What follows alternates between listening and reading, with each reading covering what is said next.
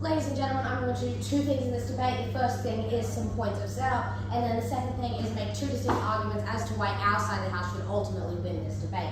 Now, firstly, on setup, 3 points. The first one is we would like to identify who is China. We would like to say that is primarily the CCP. Now, why? 3 reasons as to why it is likely to be the CCP.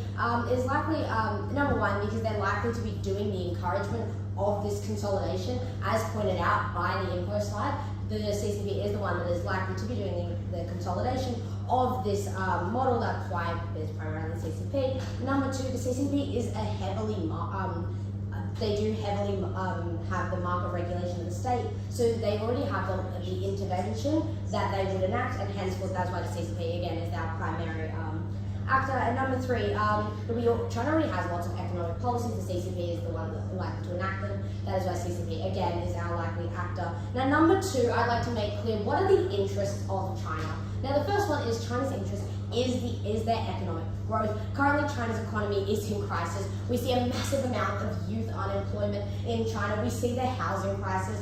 We see how Western manufacturing is moving slowly away from China and into Southeast Asia and these other regions. We just had a massive detrimental impact on China's economy because of all these differing factors, and as a result they have accumulated and they've led to a economic crisis in China. So one of their big interests is economic growth. Number 2, they have enormous incentive to outcompete the West. We see the current relationship between China and the US and how they're constantly competing for this power and control in all of these different industries, and we can see how the US is already a big market for EV. Henceforth, China does have an incentive to outcompete the West, especially in this industry. Now, number 3, the last interest of China is maintaining this control. They want to be able to control these industries so the profits can go towards them. So a massive part of that is being able to control EVs, and we would like to prove as to why consolidating all of these EV companies will ultimately be better and allow them to maintain control.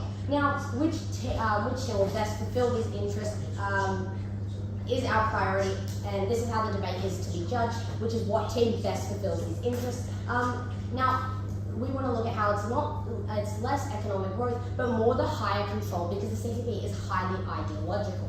And what does this encouragement look like? What is this encouragement going to look like under this model? Firstly, it's going to look at signaling mechanisms, such as CCP officials saying things and pressuring people to do things, but it's also going to be explicit financial mechanisms, which includes direct financial reward or tax benefits or preferential access in trade in result for these smaller companies all merging to create these bigger companies, also again done under the CCP. And what are the effects of this? The first one is that companies are likely to merge because it is in their financial interest. I don't know a company that wouldn't want to take a financial benefit which improves their financial standings, especially in China. And number 2, there is the race to the bottom effect, which means companies that don't undertake this merging under the CCP will ultimately be racing to lose because the competitors who do undertake these benefits are just continuously going up. Alright, now my first point of argument is why this consolidation is good for the Chinese economy. So firstly on that, there are less EV manufacturers.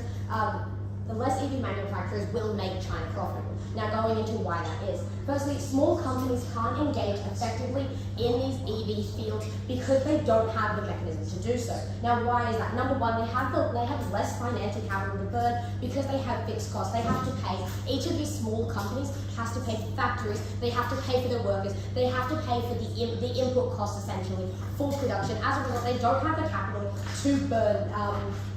And as a result, they are unable to produce more, make more sales. That's why the prices are being driven down, because they need to make more profits and they have fixed costs that they simply cannot change because they're so small, they do not have the capacity to improve. Now, why is this bad? It's bad because they have less profit. They can't actually undercut their competitors because, again, they don't have the financial capacity to do so.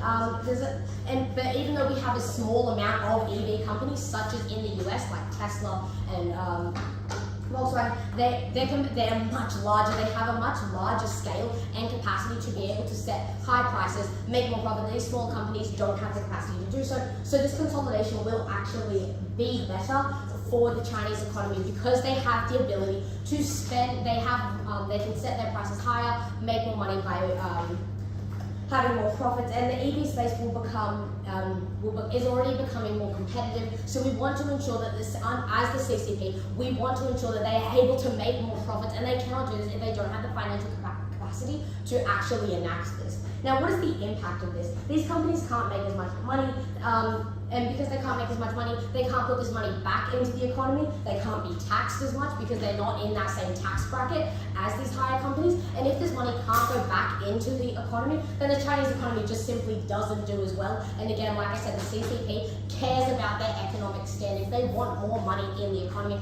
and these smaller companies just can't do that. That's why consolidation is better for the Chinese economy. Now, why is this fixed on our side? Number one, essentially smashing these companies together means that fixed costs will be distributed among these much smaller EV companies than when they merge and consolidate as to one. They can upscale their production. We merge their assets. It means they don't have to pay for individual factories by the small costs. It means their input costs are inherently decreased, which means we can increase production, we increase capacity, we get more money, which means we can increase this capacity. Number two, they have more financial flexibility.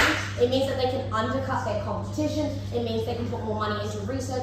If we have 300 companies and we're moving them all down to 5 companies, for example, that means we have 60 companies worth of production in one, which means this can all be fueled back into the Chinese economy, which is why, again, consolidation is much better for the Chinese economy, because we are having a mass scale amount of 60 companies put into one when we consolidate. They will then have the capacity to do this, and it will be a major blow to the West because it cuts into their sales, and it will be an inherent advantage for the CCP and the Chinese economy. Now, on to my second point as to why this heightens CCP control over the EV industry. The CCP cares about ideology and their control. Currently, it is difficult to regulate and monitor 300 companies. I don't know who is able to keep a close eye on every single one of the 300 companies, every single one of their business practices. As a result, it means that we also have these CCP actually has the limited resources. They're stretched thin to be able to watch over every single company. So what are the harms of these limited resources to watch over every single company? Number one, it's more likely to have corruption because you don't have a close eye on you, because they simply don't have the capacity to do so, which means you can engage in corporate espionage, being able to engage with someone else to undercut your competitors in the Chinese economy. Number two, we have financial mismanagement, like companies dodging taxes. And number three, there is minimal oversight, which means that companies can make economically dumb decisions that the CCP can't actually stop and have any input in because they're physically unable to, because they don't have the capacity. What's the weighing on this? Number one, look, even if you do catch some of these, you're not going to be able to catch all of them, and it's also going to be a very slow process of catching the companies that aren't able to engage in this. Henceforth, in addition, you can't create these economic conditions, you can't regulate these environments when there are so many companies, so there's less direct control by the CCP over these EV companies. And none of this is true, but at least the CCP believes it to be so, if that's all you take from this. The Chinese economy is weak in the status quo, so they care way more about their economic financial decisions, and it will be expanded upon by my second affirmative, and that is why it's better to cater to control on our side, and hence that is why I am proud to affirm.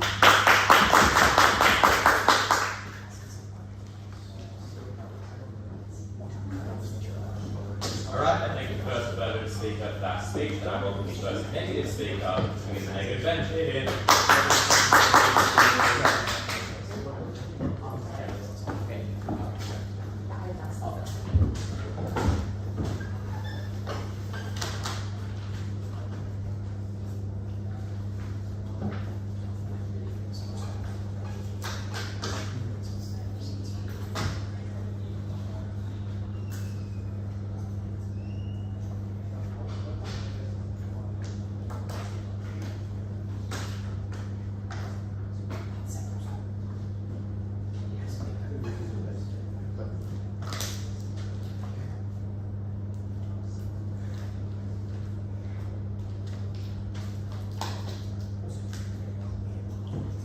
Is it recording right?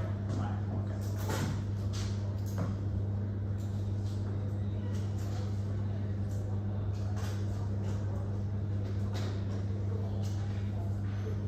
Starting my speech in 3, 2, 1.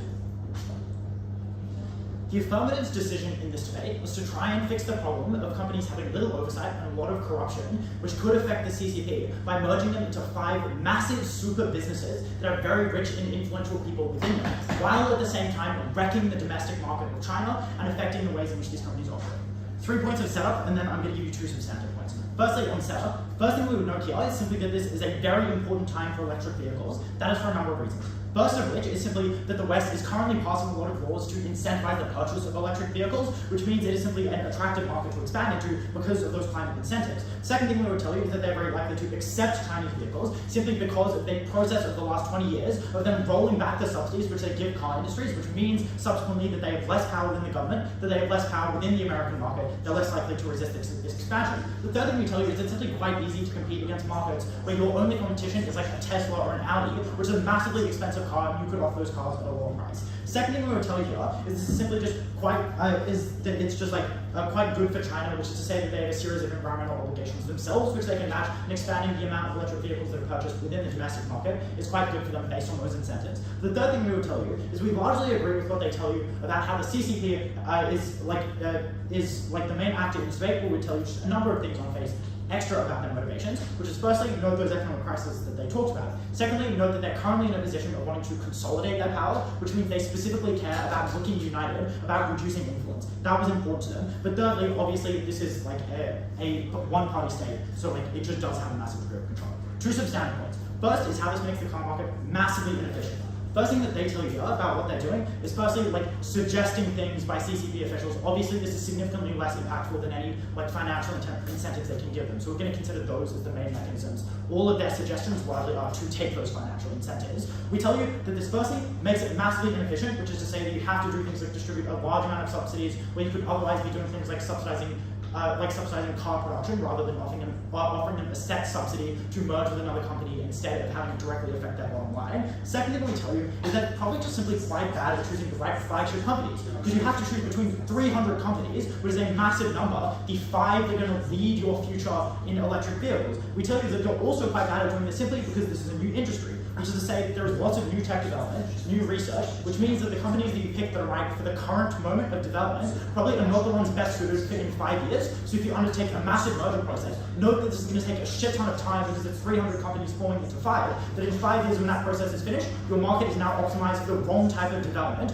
You didn't have the right kinds of incentives. But even if you believe things like the fact that they have all the same engineers on their side, they don't have that much research that changes, we simply note that when you have things like different work or innovation cultures, you have different ways of doing things between companies. The companies that are doing things most successful at a particular period of time gain a better market share, they produce a better proportion of domestic vehicles, your market was simply better structured. So we note that when you do things like take mergers between companies that have different interests, like was done in the case when Boeing merged with McDonnell Douglas, you had a bunch of shareholder and financial investment people getting put into a plane company, and now Boeing is in a fucking like spiral because they have sabotaged their decision-making process and they have different incentives cooperating at the top level. That was quite bad. The third and important thing we tell you here is that there are simply massive costs incurred by the merger process. The first thing that they tell us here is that they're likely to lose against subsidized companies. We tell you that that's not true because what the subsidies ask you to do is a massive cost to yourself. That is for a number of reasons. Firstly, you have to pay massive legal fees because you have to figure out how you are now going to interact with those different companies. You have to re-sign a bunch of different contracts. That was expensive.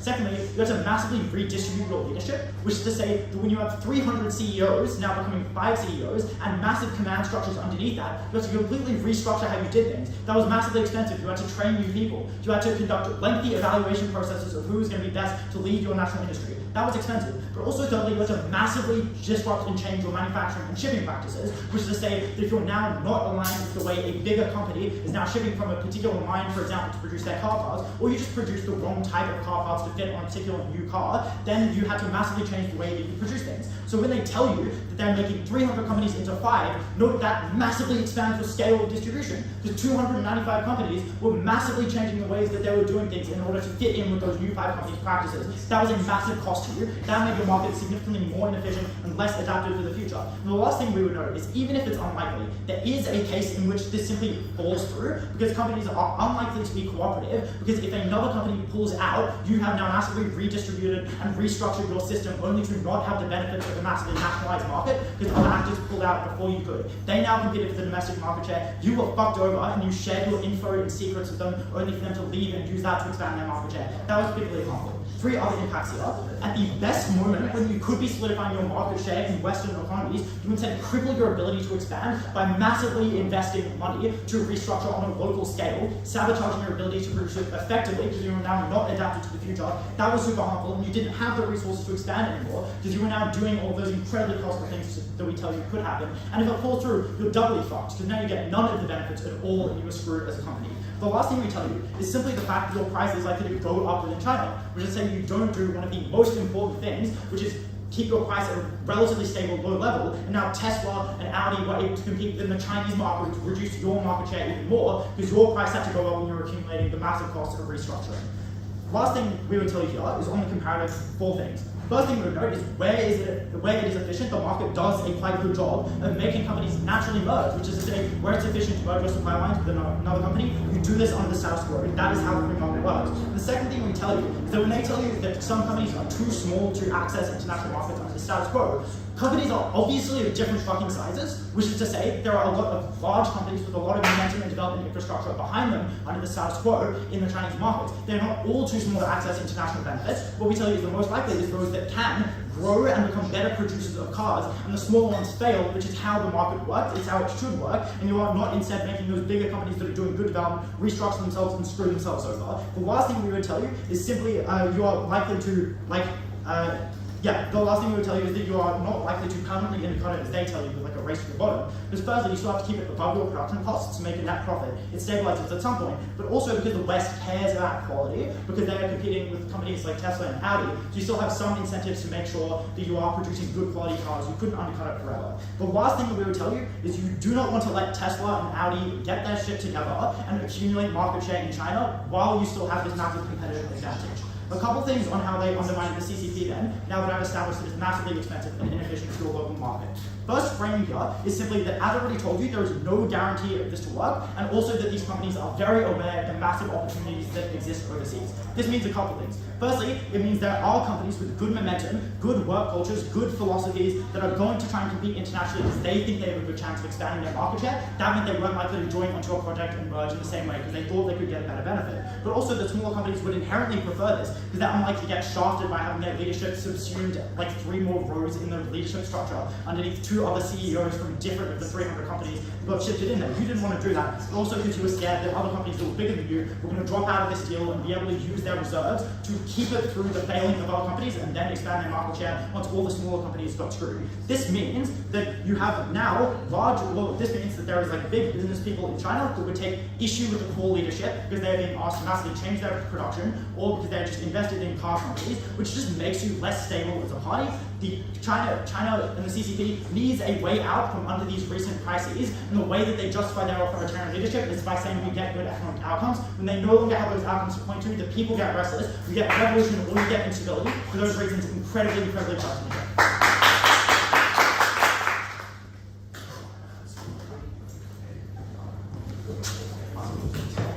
Oh yeah, I need to just hit the washrooms real quick. I'll be right back. Yeah.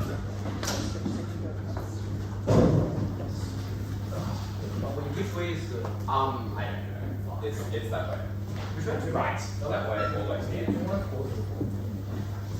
Just stop it. Yeah, just stop it. For start.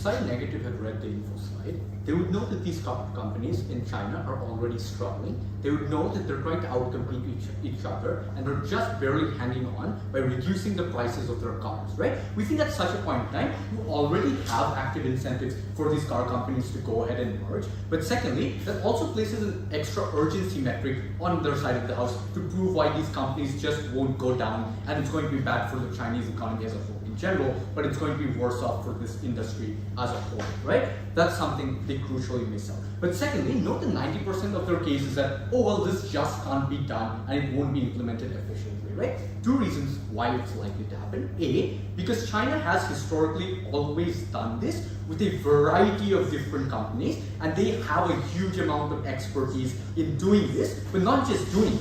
They plan to and know how to do it well, which means that a large degree of harms that they talk about are unlikely to happen, like about how their CEOs aren't going to work together with each other. We think the Chinese government is probably fairly good at making stuff like that work out. But thirdly, note that China is not any other country. It's not the United States or any other country like that, right? It doesn't really care about what these small car companies want. It doesn't care if these things are better off in the short term or long run. The only thing that it wants is to pursue its ideological goals, and it will take whichever action it perceives to be beneficial for itself. It does not matter whether we're able to prove whether this is likely to be good in general, although that is a bonus and we will prove that. But even if we don't, if you do buy that the Chinese government or the CCP thinks that this is going to be a good thing, we still win this debate, right?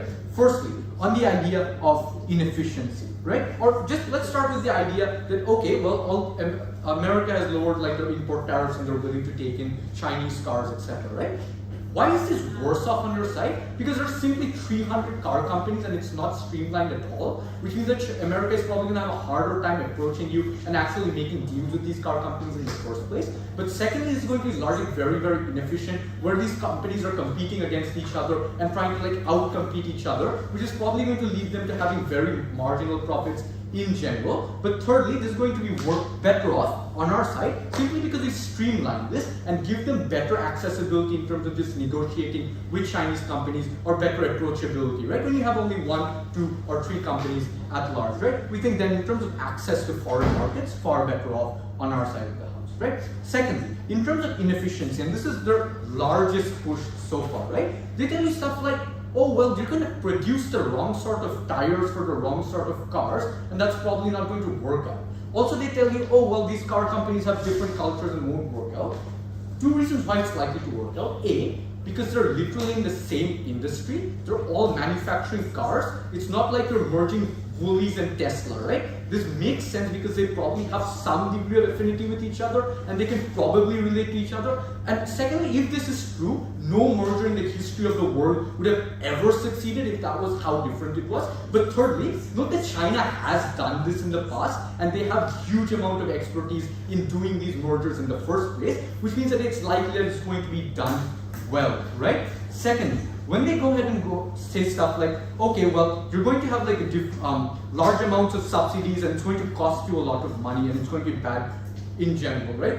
A, we think China doesn't necessarily care about this because it knows that this is going to be beneficial in the long run, and we think these costs are going to be offset in the long run. Secondly, we think these subsidies do not need to be particularly large simply because these car companies already have an incentive to merge in the first place, because if you read the info slide, you'd know that they're struggling. But thirdly, note that this sends a very clear message when they put out these info slides, and the part where they abjectly ignore, where we tell you that it's just going to be slight poking and prodding by the CCP. Note that these companies live in abject terror of the CCP coming out and just steamrolling their business, right? Which means that whenever CCP tells them to jump, they're likely to ask how high, right? Which means that at a point in time you put out the signal that you want these companies to merge in the first place, they're going to do whatever they can to actually merge. This also mitigates harm, like, oh, they're going to pull out and try to backstab each other. Yeah, you could do that, but you'd make an enemy of the CCP. You're probably very, very unlikely to do that in the first place because you're probably sane and don't want to die, but also just there's no incentive to do this in the first place, right?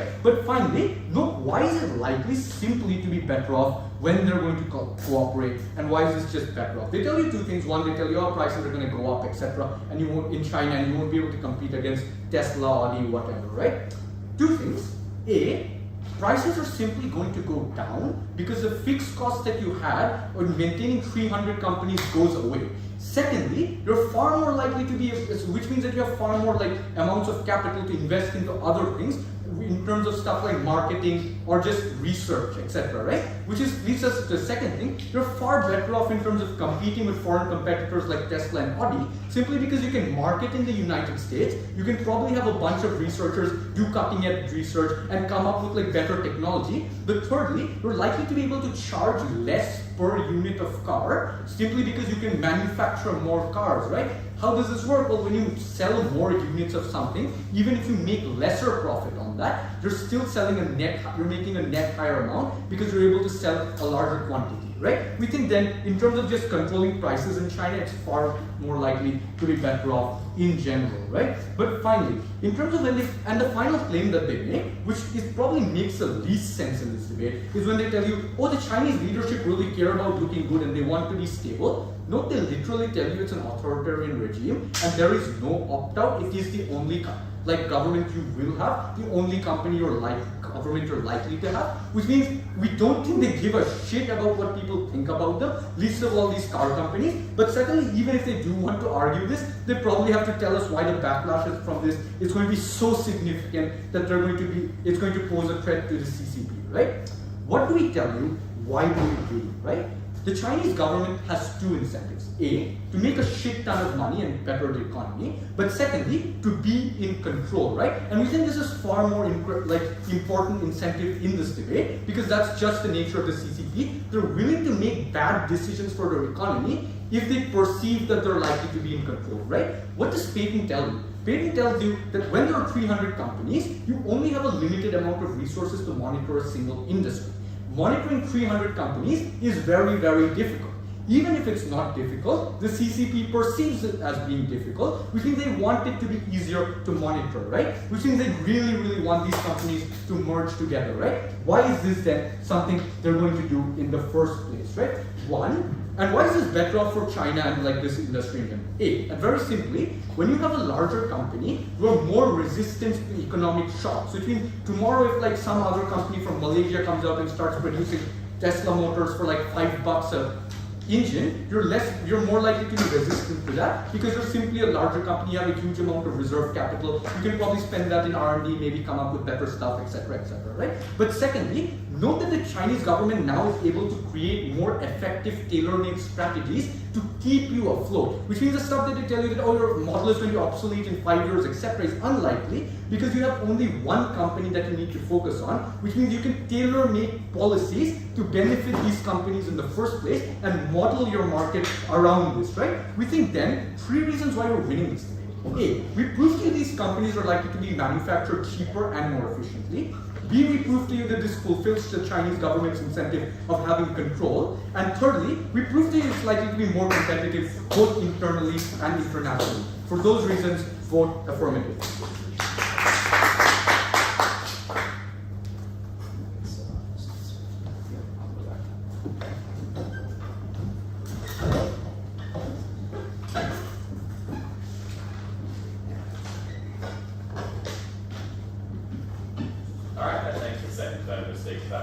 Welcome to the second negative.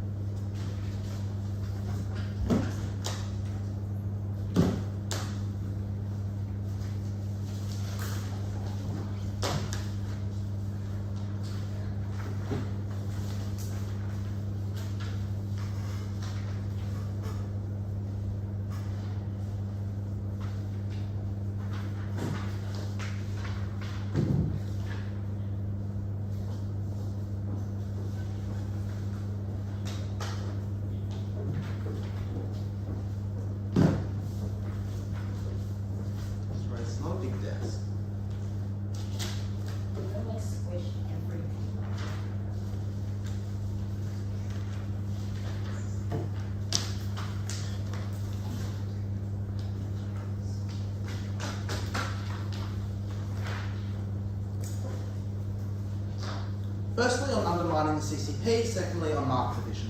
On undermining the CCP, note Felix tells you this quite nicely at first, all about why this is the CCP specifically fucking over companies in a way that they don't want to happen, right? Note there are many places where China has done this to failure, right? Like note construction agencies for China in the Pacific refuse to merge despite the increasing incentives that China put on them. There are many of these companies that don't want to do this. All of the analysis and characterization they give about why the CCP is likely to do this in such a heavy-handed way, likely to make death threats against you if you don't do it, is the reason that this just fucks over huge companies. And just know that this gets far, far worse when you concentrate all this power in 5 super companies versus spread out across 300 companies. So what that means is that you just have far greater corporate power against the CCP. And note that their framing of China being an unstable place is just why this argument is so damning for this affirmative team. Because they are not struggling to recover from COVID in a way, they are in an economic stall. They tell us that we tell you, and they tell you that China's economic advancement and growth and development is the key to the CCP holding onto power. To the extent the CCP is unable to stimulate growth again here, to the extent they now have the corporations against them here, that is where the CCP's power is actually challenged. Maybe this isn't just like the start of a coup, but maybe it is the beginning of the end, or even the end of the beginning. I don't know. Whatever it is, there is a threat to the CCP here. Third affirmative must respond to this. We think this is quite strong. So, to the extent that we tell you that, I think that is an independent path to victory. But now, on market efficiency. Starting firstly on why these mergers will either fail or be super inefficient and actually just not be very successful. Starting now. Note that I'm going to tell you it's actually quite easy to merge, and that they're all car companies anyway as well. I think this deals with lots of the analysis we get in Felix about why you can't just replace the wheel of a Toyota Camry with the Tesla wheel, or why you can't just extrapolate that on huge construction lines, extrapolate that along entire car chassis and models as well. You have entirely different things. Note for technology, like electric cars, lots of this technology is new, it isn't standardized. You are developing new technology all the time. All these companies are different. It is just unclear why you're likely to merge. But Felix nicely also tells you why you're unlikely to engage with other firms in a really good way. That is to say, there is a huge cost to you should this merger fail, should something collapse at any point during this time. It means you're unlikely to show your cards until you are almost certain that the merger is going to happen. And that means that either these mergers, A, take a really long time before things happen, but B, because you are only revealing your details right towards the end because you're scared they'll fuck you over, is that they won't happen in a very good way, and that the mergers will then be done inefficiently. They sort of say the CCP will threaten you into doing this in a good way, or the CCP will grease the wheels. I don't think this gets around to the technical problems and also the issues that the companies see this as see an enemy company as an existential threat to them. They're unlikely to give all of their details away to that company. They're unlikely to do that as well. So note here at the end of this, the mergers are either fall through and are unsuccessful, or they just happen so slowly over such a long period of time where things only fall into place at the last second and are just done super inefficiently.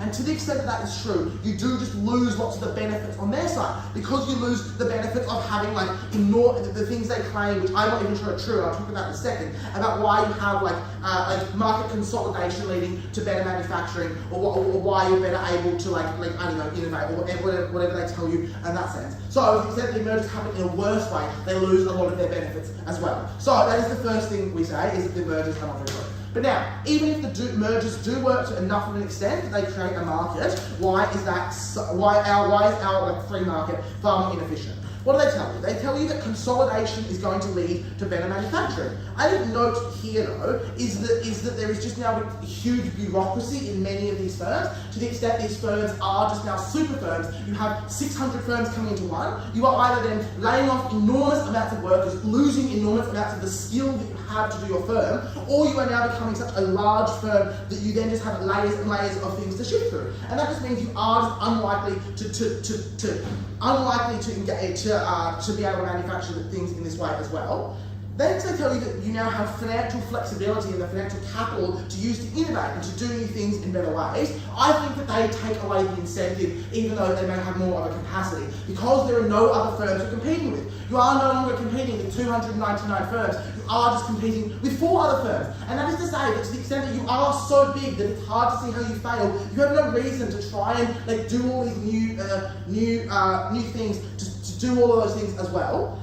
And so it is incredibly hard to access all those benefits because you're unlikely to do this. I think that these inefficiencies, this lack of impetus to be efficient, gets past their economies of scale analysis about why these firms are more efficient. But then they tell us that there is a lack of competition because there are high startup costs. I think note that there are 300 firms in this market already. It's unclear why there are just many firms are just unable to influence to enter the market anyway. So I think to the extent that that is true, then there are enough firms doing that as well. I think it's impossible to enter as well. I think also note there are different size firms. I think Felix says this and that means that you are able to enter the market with and compete with small firms, even if you don't need to compete with big firms. Now on their side, if you want to enter this market, you have to compete with the 5 super firms versus competing with maybe some of the smaller firms. It is impossible for you to enter, and that means you are unable to get new innovations in a way that is really beneficial because there is no impetus for the current firms to innovate, to block new firms entering, but there's no impetus for people to come up with innovative ideas to try and capture part of the market. So to that extent, you do just lose out on innovation as well. So next they tell us that this is something that's actually quite good for firms, so they're likely to do it. As I first note here, as I told you before, this is manufacturing firms in the Pacific A just did not do this. Property developers similarly were incentivized to this and did not do this. This is not something that was popular. But secondly though, I just think that natural monopoly exists in the status quo. That sort of thing is to say that when it is more efficient for the market, to be in its most efficient state with a natural monopoly, that is to say costs are lowest per unit when you have a natural monopoly, that means there is the incentive for that to form itself. The difference here though is that this forms over time as the market dictates rather than being forced into forming right now. And that means that the market is just not in control, the market is being forced, and the market is being manipulated in this way. So, the third thing to note there is that the stronger their influence is for them to try and claim benefits makes the strength of our argument be stronger, because that's the more influence and the more meddling they do in the market overall, that is more increasing subsidies, that is subsidies that are really harmful as well. But next I say competition is just quite good for all the reasons why you're wanting to capture a share of the market. It's unclear why this sort of subsidy is enough to do it. The next thing though is that often these subsidies don't translate into the outcomes that they want to get, because often these subsidies can just be skimmed off the top rather than translating into the market. Next they tell us that firms are just going to fail. I actually just don't think this is the harm that they say it is, because I think this is the market working itself. Note all of the framing of why EVs are so crucial to the entire world right now, and why the world is looking to them in the West and in China. China is on top of this market. The entire market is not going to collapse. Maybe some firms will collapse, but they'll be replaced by more efficient and more innovative firms. That is the market doing its job, and that is the outcome we want to get. Then they just sort of talk about corruption. Note that the CCP is now dealing with 5 enormous firms rather than dealing with smaller firms. Even if it's harder to police more of them, it's hard to police a huge one that is challenging your literal authority over the state that you so desire and so command we are proud to negate.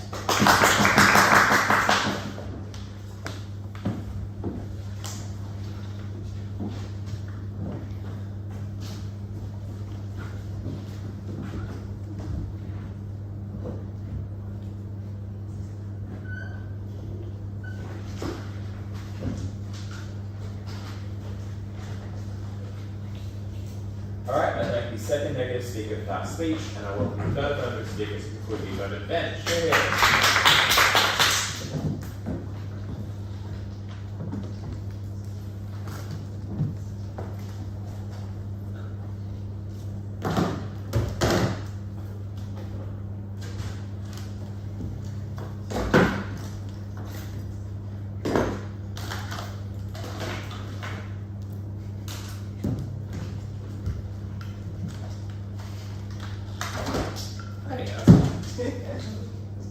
Or complaining about space, we're just gonna have some agency movements.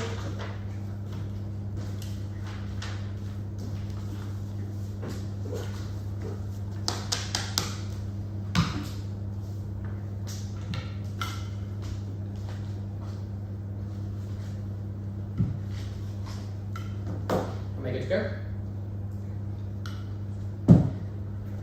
This is a negative team which cares about companies, but we are an affirmative team that cares about China. The reality of this debate was incredibly simple. This was a negative team that told you they want these corporations to succeed, they wanted the free market to grow and expand and do these things. But we told you this debate wasn't about what was in the interest of these companies. We told you that was good for the Chinese economy writ large. And when we explained to you clearly from first that economics was not the only issue here, that you cared about your capacity to outcompete the West and to make sure that you could just produce better EVs then to win that political war, when you cared about things like directly tightening your hand around these companies and directly oversight and regulate and control this industry because you trusted yourself far more than you trusted these companies to manage themselves, even if it was the case that maybe our side loses on economy, to the extent that you got a far better impact on a series of other things that meant the CCP had more autonomy, more agency, more control, and more security into the long term. That was a trade-off we were more than happy to cop. This was a team that argued narrowly, we argued expansively, and that's why we're going to take this debate. I'm going to start by briefly responding to their very silly claim on the CCP falling, then spend the rest of my speech dealing with the impact of this economic consolidation. Very briefly on their ideology stuff and the fact that the CCP is not going to be good at this. First thing they make is, well, China's not successful at creating mergers and makes them look weak. Literally all the analysis in their case for this is entirely empirical for reference to examples. Sam took a single mechanism in his speech to explain why it is the case that China structurally is bad at these mergers. The info slide tells us this is something that the CCP regularly engages in. We tell you most of the companies in the EV market are actually incredibly similar in design because they are all operating off, manufacturing electric vehicle cars, which is a pretty niche subset of the industry compared to, for example, just automotives or vehicles more broadly. And so you think that this probably is likely to be relatively accessible. But no, we'll know the people who have been harmed by this are probably the least capable of the ones challenging you for power, because they are the people who are the smallest firms, which they themselves concede are likely to deprioritized. We tell you, we just don't care about them because they don't have sufficient agency and capital to threaten the CCP. Because if they did, their company would be large, and those are probably the ones who are most likely to benefit from these mergers, which means we don't think this is a huge problem. I don't really think that this makes China look weak. But secondly, we just explained there are a series of reasons why China would want to do this. You can just use the type of linguistic narratives that this team doesn't want to engage with, but I think are really persuasive. Saying things like, for example, this will allow you to mean that what is your cars currently, you're too small to come and export to Western markets. Now you can be subsumed just larger firms, you can export that, you can beat the Western companies because you make better cars, you make better products. That is a narrative that even if you use some individual power is incredibly persuasive for a country which has been raised on anti-United States and anti-West rhetoric for literally fucking decades. I think it's incredibly persuasive. The next thing is like corporations hate to confront their power, but literally they can't. The economy is struggling, but this team never proves one that the CCP is at risk of losing its power. Xi Jinping is a limited rule. The guy's like a god in the country. I don't think it's gonna happen. But also they never prove that any of these companies have the capacity to do these things, even if they have the desire to. And so I just think it's too late to make this argument any more meaningful. I'm not gonna waste any more time on it than I already have. Let's then turn to the question of impact on economic consolidation. No, negative premise is the case that what's good for business profits individually is good for the economy of China as a whole. We very simply tell you this is not the case. To the extent that maybe a company fails, that is bad to the extent that you subsume those resources into a larger company and utilize those resources in ways that you actually did get kind of profits. This same treat the free market as an unrestricted good. One, the free market doesn't exist in China, but secondly, to the extent that it does, it is not necessarily beneficial to the economy of that country writ large. We care about the overall economy. But the second piece of framing I want you to note under this clash is they can see that China wants to sexualize power themselves, literally at first negative. So we point out that if you lose power over these companies, that's pretty bad. You're probably willing to sacrifice economic growth for this. And we explain that the response to this is so marginal, it comes down to the dynamic to second negative, that literally these companies are able to get away with so much because there are literally hundreds of them and there is so little oversight. They might just be making bad economic decisions. They might be engaging in suboptimal business tactics. You don't know because you're not able to monitor those things. But the second you subsume them into larger companies and make them more easy to manage, you're likely to do those things really effectively. And that creates a far longer term economic benefit, which means we can beat that whole claim when they talk about this to take a long time. Because maybe it does take a long time, but if the CCP can directly centrally plan and manage those things, it's likely to be far more secure in the future and more conducive to other economic projects going on that maybe the CCP is a much more wider economic narrative is particularly good. We tell you that things like subsidies, tax breaks, as well as like you just break down legal barriers and create the CCP directly overseeing these mergers, both the last two being in the info slide, are the types of things that mean these are likely to be successful and particularly good. So, with the weighing for this issue out of the way, let's then engage in why we just do smash this team when it comes to economic growth. Oh no, the main thrust of this team's case is just there's an enormous logistical risk to our case. And then the 4 claims they explain under this, go through each of them and wipe it out to prove that our side actually is pretty awesome at this. The first thing they say is there's an inefficient use of capital. There's things like subsidies, time, legal costs, etc. But firstly, the capital doesn't just disappear from like a subsidy, it directly goes into this new company. So it's not like this money disappears, it's just getting utilized. So yeah, you could give a company with less resources some money, or you can make a big company, the subsidies you gave both of those companies are going to go into that new company, and that capital then gets utilized in ways that make that new company stronger and able to get off the ground more effectively. That seems pretty good to me, I don't think it's a waste. Secondly though, you probably don't just pick the most different companies. Like the CP3 probably has some degree of economic information on these countries, even though we tell you it's imperfect. So you probably just pick ones that look relatively similar to each other, that might use similar components, that might have similar like organizational structures, and just merge those ones together specifically. This team actually could pick the worst possible and most different companies to merge. I don't think this is the case, burden we have to support, nor something they're able to prove. But thirdly, I'll note a lot of things they identify like technological barriers and parts being different is just the short-term cost, right? That's something you're able to get over very, very quickly. You just standardize to one of those things, and then it never affects you ever again in the future. It's a small harm. But fourthly, it's unclear, as long as you're still able to do this stuff, it's really unclear as to whether it being long is bad. Like, I don't think in the maybe 5-year window it take for this, that all of a sudden the US just override the entire EV market and you're gonna break in. When noting the context of this debate, you are already at risk in the EV market. This team is never once able to justify why we're already cutting costs massively to try and desperately claw your stretch into the international market.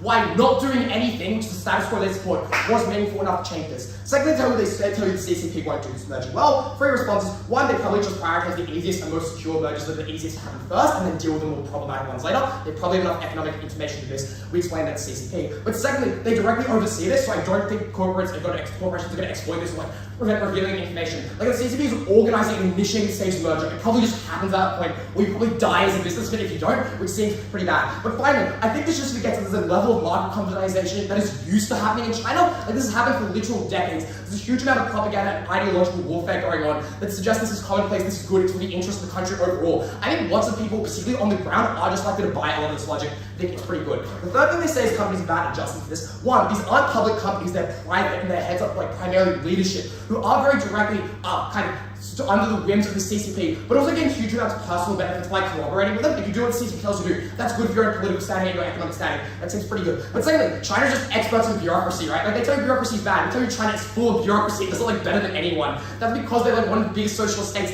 that is still alive. I think this isn't the barrier that they suggest. But also note, many status quo companies are just inefficient. I think this team spends a large amount of time assuming they're good. They can see a lot of them fail. But when you fail, you lose resources, you lose capital, you lose development, you never get any of that back. You now get them on our side because we can get companies that might have otherwise failed before they fail and incorporate those resources into a much larger company like to succeed. Finally, they say these companies might collab. I think this is unlikely to the extent that it just seems like it's not going to I think at the point you put that far down the line, it's unlikely for the reason that we're explaining. There's huge amount of personal cost you get. But also, it just means that it happens less likely to happen in the future to the extent that we're able to tighten up and prevent future instance corruption. Because I'm sorry, it's way easier to, when you're the CCP who have such total control of society, having smaller number of players to keep your eyes on is good. Because I think their logic is it's so powerful you can resist corruption. No, you can't. Literally no one can in this country. Cool. That explains then why our future is good. Virtually on theirs and the status quo that they suggest. Oh, note here, they just imply the free market is really good. But they premise their case on this idea that business interests and overall economic incentives align. They don't. CCP cares about big picture things, not about individual companies to succeed, but how you break into the Western market overall, how you maximize production overall. Those are interests that this team never engages in or never seems to care about. I think it's often bad. They never prove having 300 companies versus 5 is a meaningful economic benefit. To that extent, we'd rather just have those 5 massive ones that do a massively good job at what they do. For those reasons, incredibly proud to propose.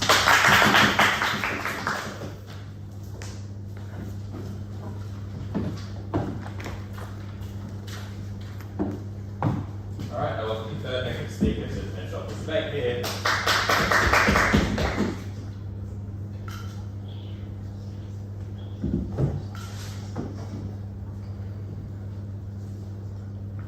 Start the speech by noting that both teams are largely shooting for the same impacts in this debate. The speech is going to be very mechanistically focused. I'm going to start by talking about ideology, and then I'm going to talk about economic efficiency. At the beginning of this issue of ideology, though, I should note that a lot of the kind of weighing that Dan gives you as to why this is super important is just not actually that useful in this debate.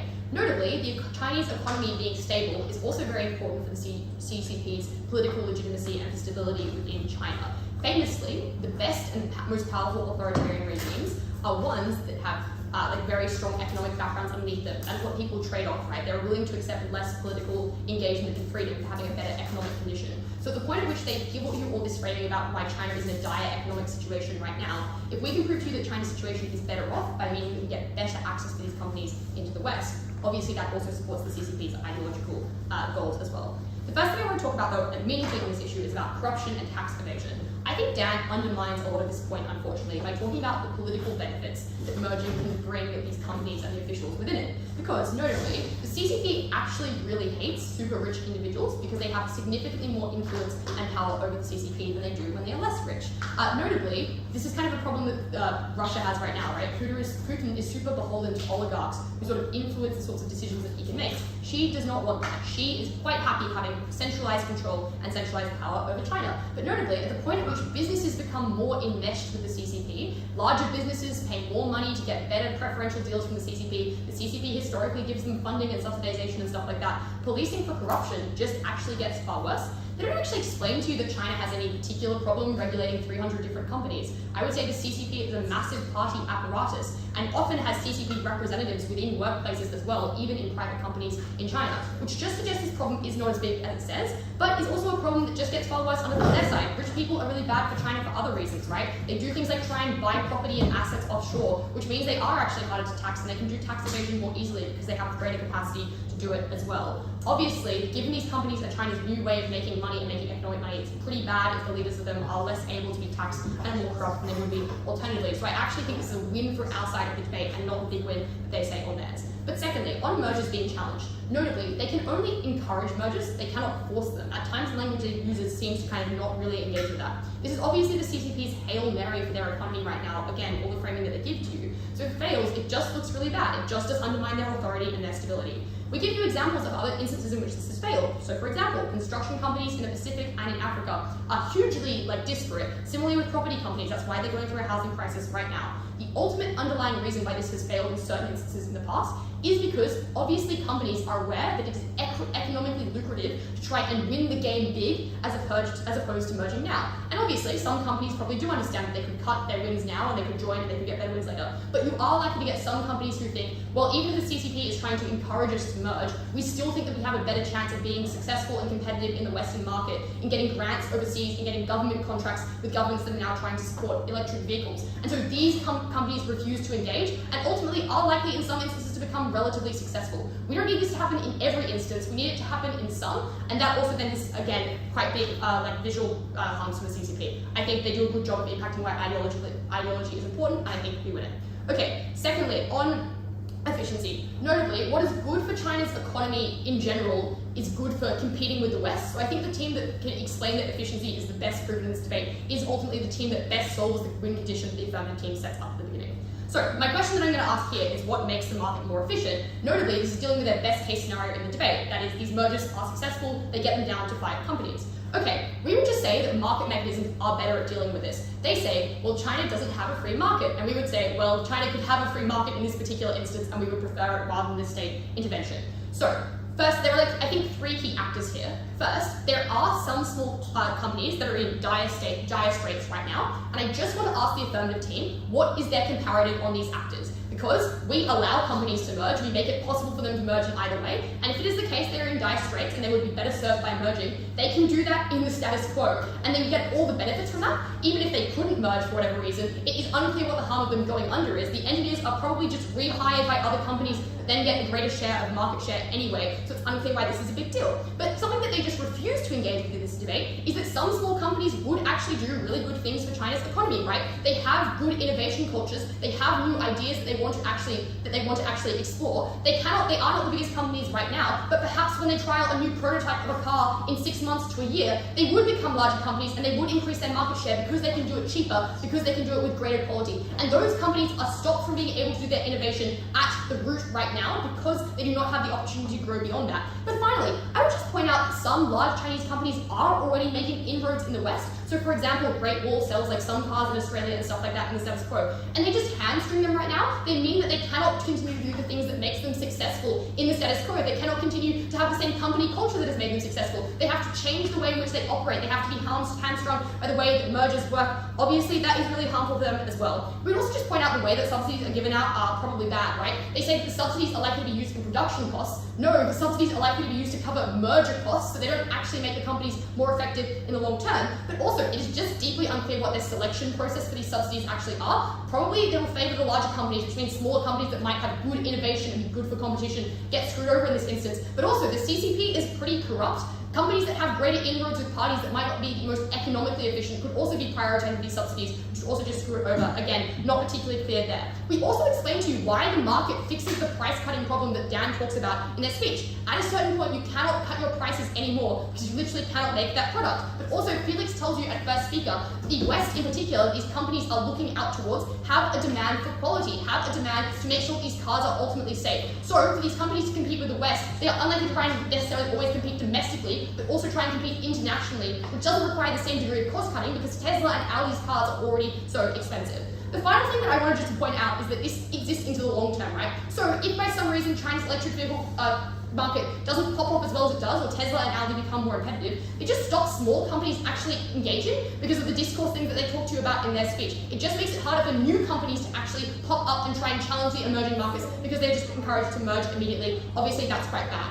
Finally, on merger-related costs, I think it's important to note that it's just a short-term economic harm that comes to these companies. They tell you a couple of things. They say, well, China's done this in the past, and other mergers have succeeded. The cultures will be the same, and the CCP will do this well because they have information. Unfortunately, I don't think it's responsive to the particular mechanisms we give you about why mergers are really difficult, regardless of whether or not the CCP does this well, right? These companies do just have different company secrets, which I guess the CCP may or may not have access to. I don't know, maybe it's undercut some of my previous material, right? But even if the CCP does have access to, I think it will be pretty difficult to make sure that every single company, like to match them up perfectly, but also they are just likely to have different products fundamentally they have to change. Notably as well, we would just say it's really bad that all mergers are occurring at once. So what the comparative that we give you is that companies merge as it makes the most sense for their financial interest. We probably do cut it down to a smaller market of like 50 companies or whatever in the future, but it doesn't happen immediately and it doesn't happen right now. It means companies can do it when it makes the most sense for them to do it as well. But also, you just get companies like jostling for influence, right? You have them make inefficient decisions because they're trading off things for a political gain or an influence gain within these companies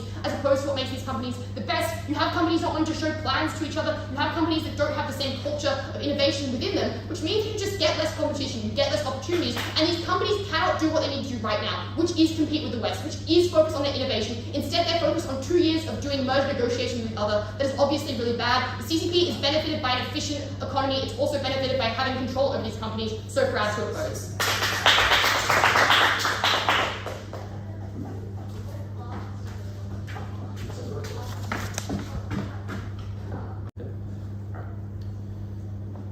Okay, hey everyone, good debate. One piece of general feedback, then the result, and then an explanation of the result. So, my piece of general feedback is that a lot of the economic analysis that occurs in this debate is rather generic. It does not deal with the specific context of the Chinese market, specifically the stuff about how they're currently going through a big market crisis and a lot of cost-cutting measures. I think a lot of the stuff in this debate is generally like, oh, we reduced fixed costs or there are transaction costs.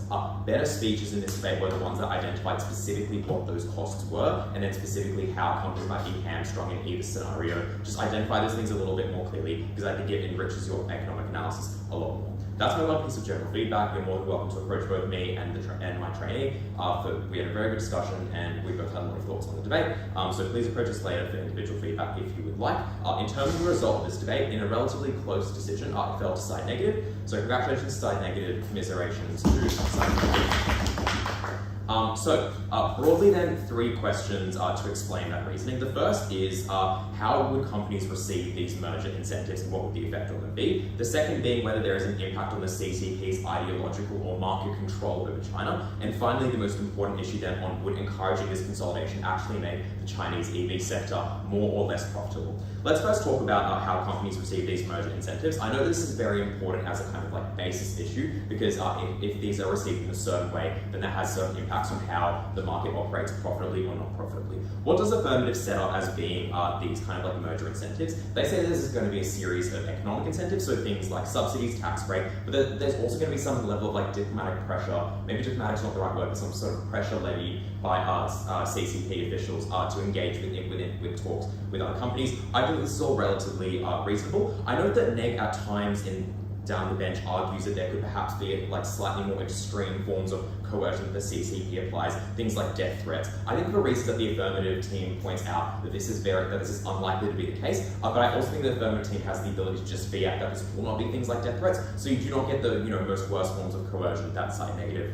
wants to point out. That's probably outside of the debate. What then does this mean in terms of who actually merges? I think that this is where the negative team does a lot of good work at explaining who this debate is actually focused on. Side negative says that the companies that are currently in dire straits, that are currently really struggling, or that are in need of an external backup, are not likely to need any sort of encouragement to engage within these mergers, because right now either they would decide to merge because they're operating unprofitably, or they would simply go under because they are inefficient in that way. Affirmative team says that this is a harm to the people that are affected by those companies going under or by those companies merging. I think the problem with this is that firstly, this is outweighed by the third question in the debate, which is about the overall profitability. But secondly, I think that this response by affirmative is uncomparative, because presumably when mergers do occur, negative points out that there's also going to be some sort of level of laying people off, and that also causes some harm to the individual citizen. So I think that at the end of that, there's not like a huge harm that would occur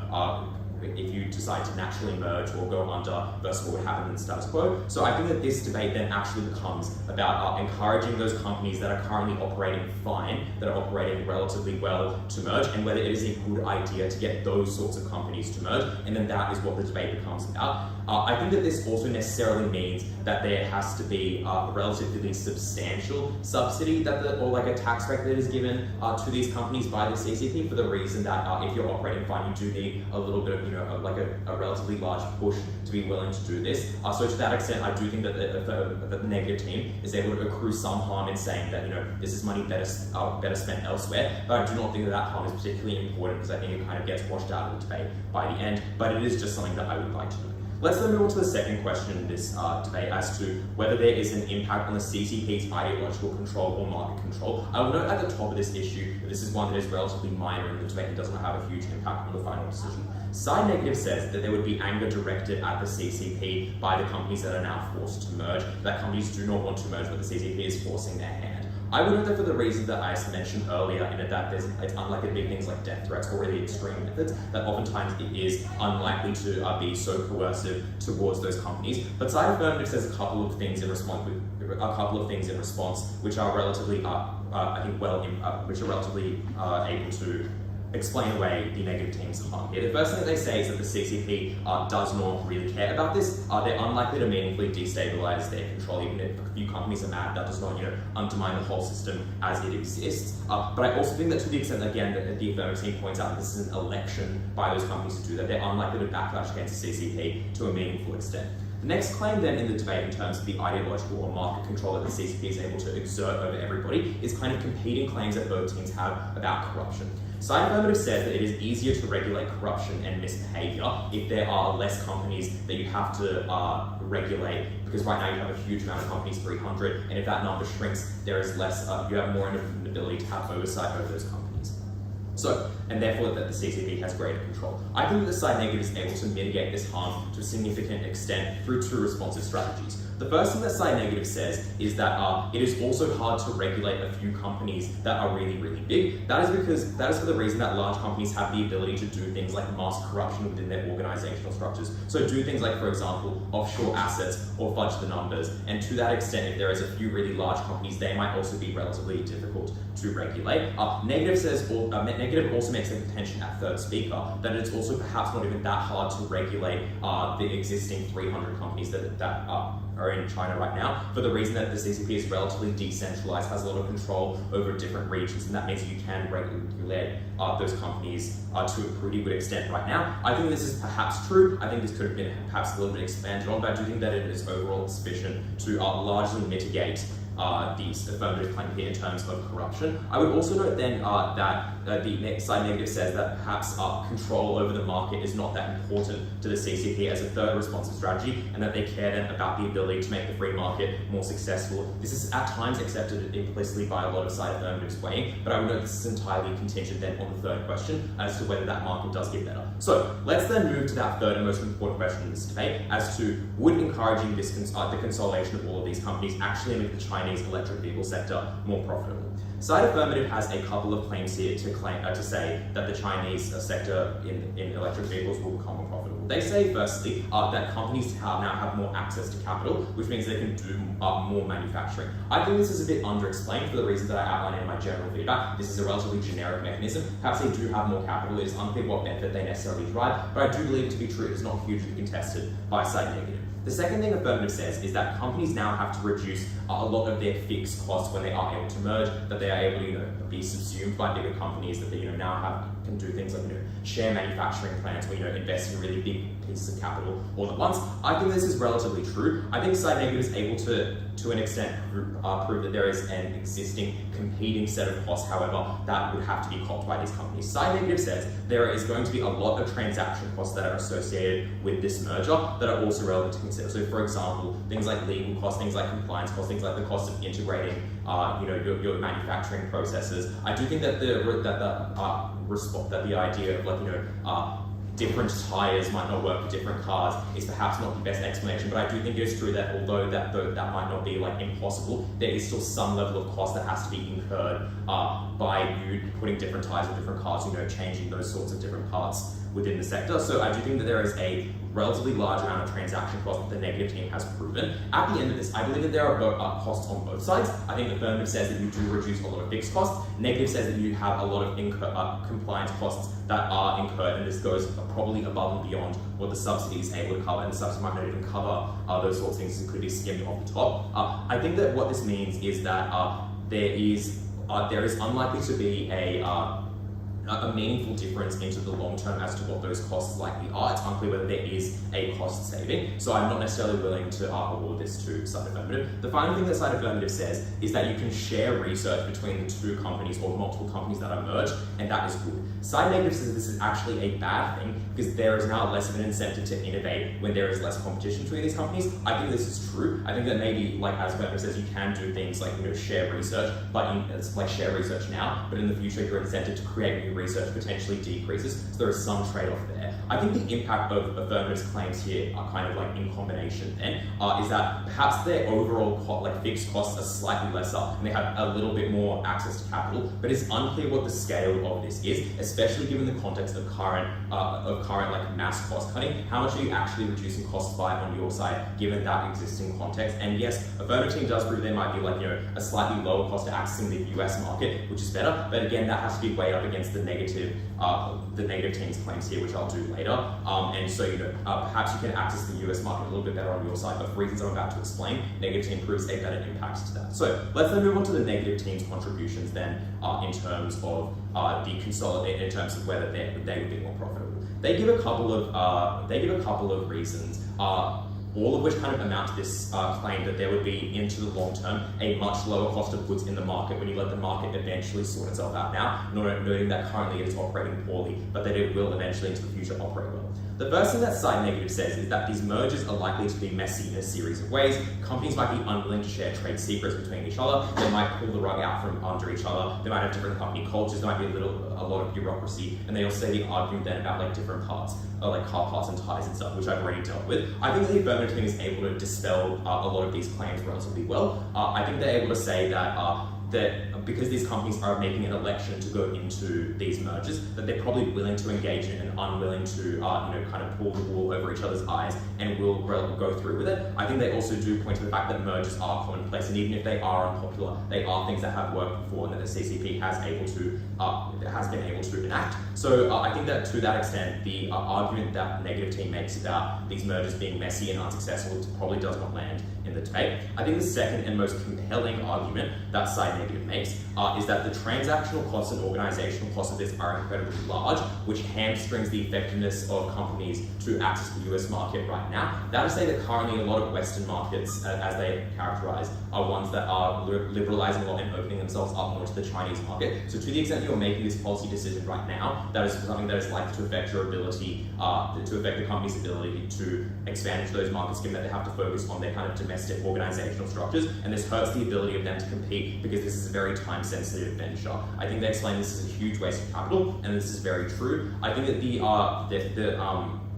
I don't buy the stuff then about how this might have the eventual effect of then Tesla and Audi crowding out the Chinese domestic market. I think that they are obviously far more expensive, and that's very unlikely to happen. But I do think this is insufficiently responded to by side affirmative, and that there are likely to be, just general costs to this time-sensitive venture. The final thing that side negative says is that this broadly just reduces competition in the market because there is less actors in the market, which firstly leads to less R&D, and secondly leads to high prices domestically, and therefore that makes you less competitive. I think this clashes with the affirmative claim on R&D, which I've already explained, and I think that you can prove that there is on side negative less competition to improve those vehicles into the future. So at the end of this clash, I think side negative is able to prove that there is a much lower cost of goods under their side, because that is when the market will eventually sort itself out and become more efficient, even despite its efficiencies right now. I believe this is a huge infringement on the ability of those companies to access foreign markets, because they do have to expend a lot of capital sorting themselves out domestically, and for those reasons I gave the debate to side negative in a close decision.